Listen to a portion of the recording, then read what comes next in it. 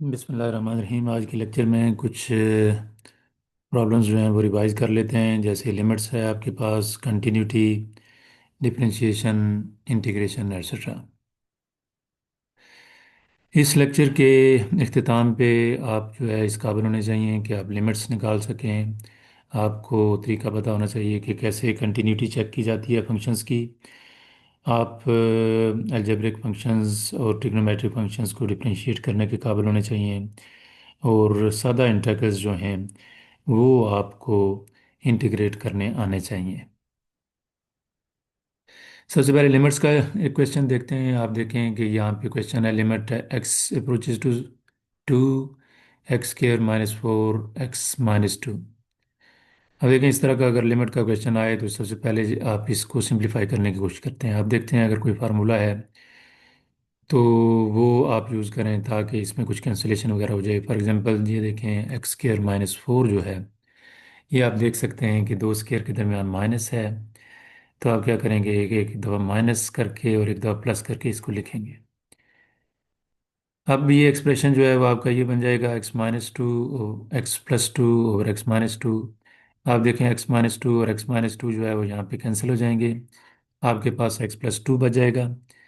अब अगर आप इसके ऊपर लिमिट लगाएं तो x की जगह अगर आप 2 पुट करते हैं तो ये 2 + 2 जो है वो आपके पास 4 आ जाएगा। ये आंसर हो जाएगा आपका। इस तरह से अगर आपके पास एक क्वेश्चन आता है जिसमें एक ट्रिग्नोमेट्रिक फंक्शन है तो उसकी लिमिट निकालनी है, तो सबसे पहले ये है कि आप देखें कि ये फार्मूला है हमारे पास। इसमें जिस तरह की ये वाली चीज़ है, इसी तरह की अगर चीज़ यहाँ पे हो तो फिर limit of this will be equal to 1। तो आप क्या करेंगे कि उस फंक्शन को इस तरह का बनाने के लिए आप इसमें 5 से मल्टीप्लाई करेंगे और 5 से ही डिवाइड करेंगे। तो आप देखेंगे कि ये वाला तो 1 हो जाएगा जब लिमिट अप्लाई करेंगे। तो 5 × 1 जो है वो आपके पास 5 आ जाएगा। अब अगर आपने कंटिन्यूटी चेक करनी है, इस तरह से अगर आपके पास एक पीस वाइज फंक्शन दिया हुआ है जिसमें f(x = x² है, ये डेफिनेशन, और इस डेफिनेशन पे ये 2x+1 बनता है, और कहा गया है कि इसकी कंटिन्यूटी चेक करें एट x = 1। तो आप क्या करेंगे कि सबसे पहले वैल्यू ऑफ फंक्शन निकालेंगे। वैल्यू ऑफ फंक्शन x = 1 के ऊपर ये डेफिनेशन लग जाएगी। फिर लेफ्ट हैंड लिमिट लेंगे, उसके ऊपर भी ये डेफिनेशन, और राइट हैंड लिमिट के ऊपर ये डेफिनेशन लगेगी। सबसे पहले वैल्यू ऑफ फंक्शन आपने ली तो x की जगह आपने 1 पुट किया तो ये आपके पास आ गया। फिर आप देखें लेफ्ट हैंड लिमिट अगर आप लेते हैं तो भी यही डेफिनेशन है। x की जगह के ऊपर आप 1 पुट करते हैं तो आपके पास ये 1 आ जाता है। राइट हैंड लिमिट लेते हैं तो ये डेफिनेशन है, इसमें x की जगह के ऊपर आप 1 पुट करते हैं तो 2 × 1 + 1 ये 3 आ जाता है। लिमिट आप देख रहे हैं कि लेफ्ट हैंड लिमिट और राइट हैंड लिमिट इक्वल नहीं है, इसलिए ये फंक्शन जो है वो कंटिन्यूटी की कंडीशन पूरी नहीं करता। तो आप कह सकते हैं कि function is not continuous at x = 1।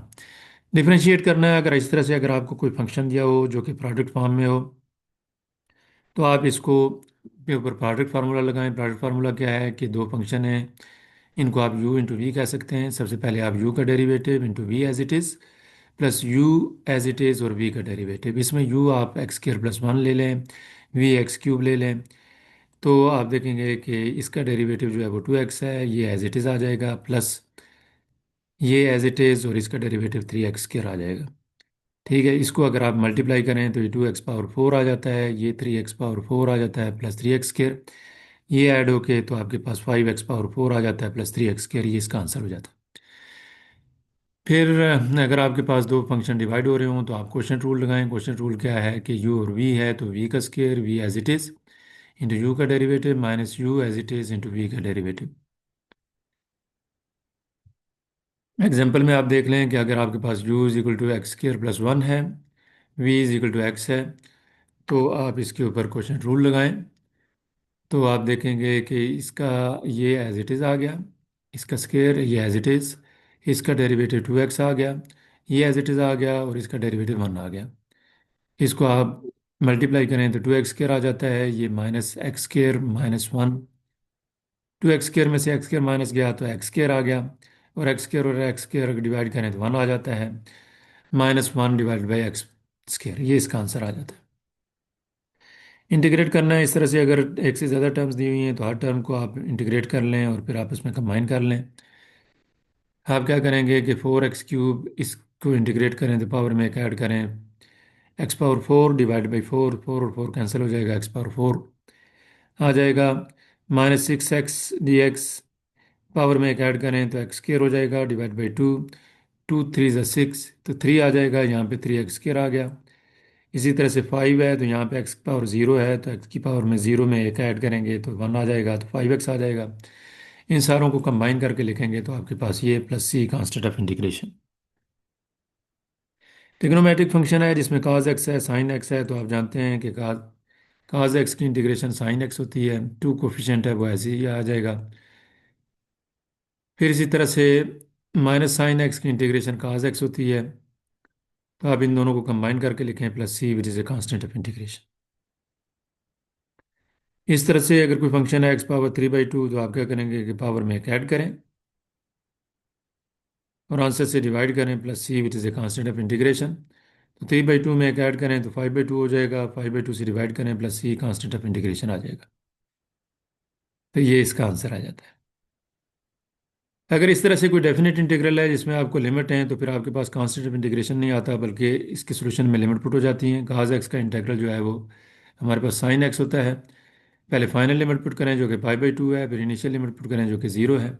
sin π/2 आपके पास 1 होता है, sin 0 जो है वो 0 होता है, 1 - 0 तो ये 1 इसका आंसर आ जाएगा। तो आपने देखा कि इस तरह के सिंपल प्रॉब्लम्स जो हैं वो बड़ी आसानी से आप सॉल्व कर सकते हैं। तो इसकी आप थोड़ी सी प्रैक्टिस करें ताकि अगर इस तरह का कोई आपके पास एग्ज़ाम होता है तो उसमें आप इजीली जो है वो गो थ्रू